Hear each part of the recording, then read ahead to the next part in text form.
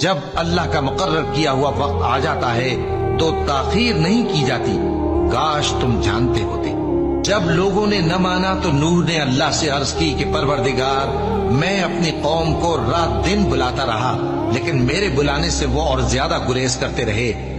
جب میں نے ان کو بلایا کہ توبہ کریں اور تو ان کو معاف فرمائے تو انہوں نے اپنے کانوں میں انگلیاں دے لی اور اپنے اوپر کپڑے اوڑھ لیے اور اڑ گئے اور خوب تکبر کرنے لگے۔ پھر میں ان کو بلند آواز سے بھی بلاتا رہا، پھر علانیہ بھی اور رازداری سے بھی سمجھاتا رہا۔ پھر میں نے کہا کہ اپنے پروردگار سے معافی مانگو کہ وہ بڑا معاف کرنے والا ہے۔